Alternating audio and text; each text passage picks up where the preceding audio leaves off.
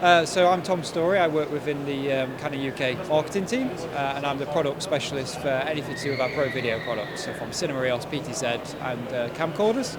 So what we're showing here today is a range of B2B solutions and how Canon are really pioneering the top end of the spectrum. So as well as showing the content creator area on the other side of our stand, which is those getting into creating content with our entry products, we're showing here where some of the really big players are using our equipment out in the field. So don't just take it from us, take it from some of the examples we have here. So to give an example, we've got a C500 Mark II here, which is used alongside C70 and R5C for Clarkson's farm, which is a really big prime video show, some beautiful footage out of the camera. And then a really important area for us is visual podcasts. So Canon are really going after that area and doing a fantastic job in terms of working with some brilliant key players in that area. So such as you mentioned, Stephen Bartlett within Diary of a CEO, so that's now all C70s with RF glass, and things like the Peter Crouch podcast as well. So people are going for Canon from a podcast point of view because they want great visuals, straight out of camera, no messing around, fantastic autofocus, and that's really important to make sure they get a nice crisp image and something you don't need to go and edit afterwards. But visual podcasting really is becoming a really big part of podcasting in general, because it's the main way that you can market yourself, create content, social media, cuts, anything like that to kind of promote your podcast effectively. And then finally, we also have off to the side here, we have the C400 and also some outdoor PTZs, and showing how a mixture of these cameras were used at major UK music festivals, such as Boomtown Festival.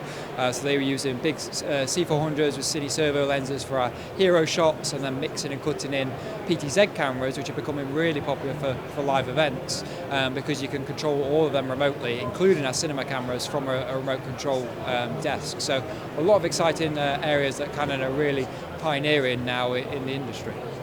Fantastic. I mean, are you seeing either at Canon or yourself personally that, because there's been a lot of obviously talk around video podcasting, right? It used to be have a conversation with a microphone and that was it, right? And there was this, I guess, in some ways, some people I think thought it was a trend or thought it was like a gimmick to an extent. I mean, are you personally seeing that actually, no, it's more serious, and actually to have your podcast taken seriously, actually it needs to be videoized? I mean, I think personally, in order to survive in the podcast world now, you need to be shooting video. I think that's the main way you can market yourself, because everything is consumed on a phone, on a big screen, whatever it might be. And the main way you can get your audio out there is to put some content with it.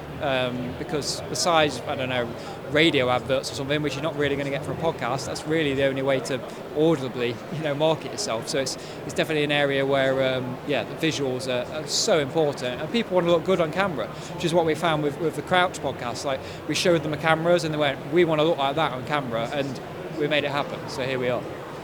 What would you say allows Canon to stand apart? Obviously, here at the show we've got nearly all the big name players in that respect. I mean, what specifically, if say someone is a video production company listening to this and they're about to purchase or jump into, we're going to have a studio, we're going to offer video podcasting, what would you say to them that really stands them apart, why they should be choosing Canon cameras or RF glass to run that production rather than the other competitors in the market? Yeah, so I think in terms of Canon as a brand, I think we're just known for having a beautiful image straight out of camera. I mean, our cinema cameras, for example, have wide DR, which is super popular image profile straight out of camera. You don't need to be shooting log or raw or whatever else, because it's not needed. You want quick turnaround, you want it to look good, you just want a beautiful image straight out of camera and less work in post-production.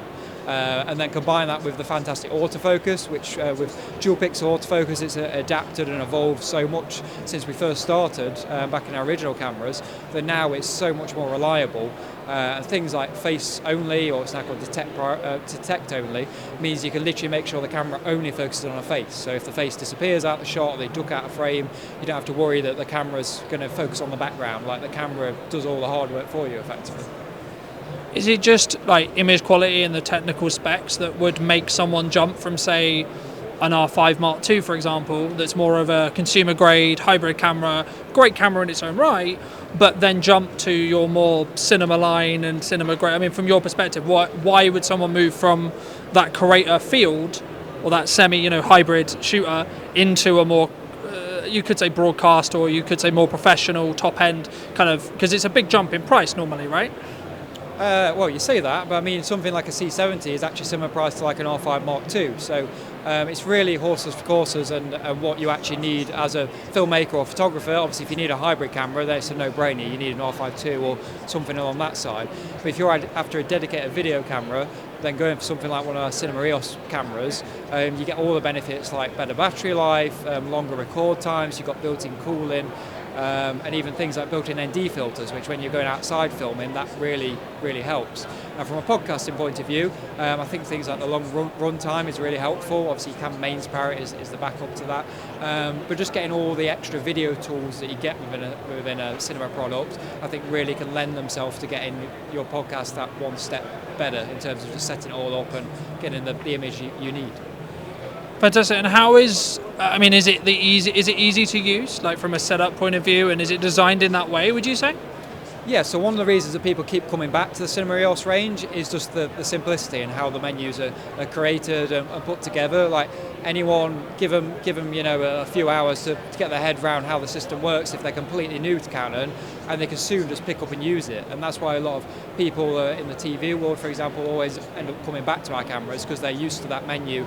And it's not really changed in terms of layout, etc. since some of the first Cinema EOS cameras. It's kind of become familiar with people, and we've kept it that way, which people want that. They want that familiarity, and they want it to be just easy to pick up and use. You don't want to be buried in menus and menus. You just want it to be simple.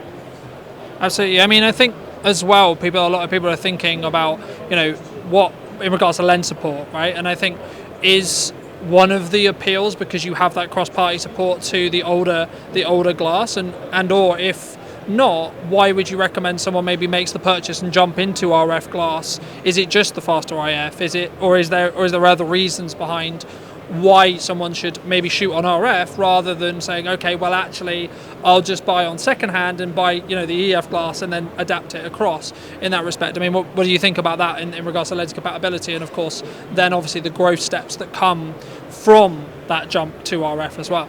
I think it's all about like I say, the growth. With EF, we wanted to make sure that people could bridge that gap because we realised that it's an investing in glass and a camera. And of course, there's no downside to using an adapter, and the performance is still fantastic.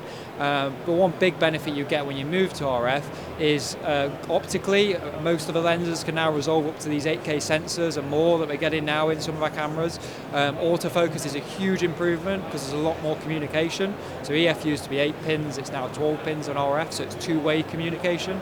With certain cameras, it's even the IS can work both in camera and in the lens, and you actually get improved performance.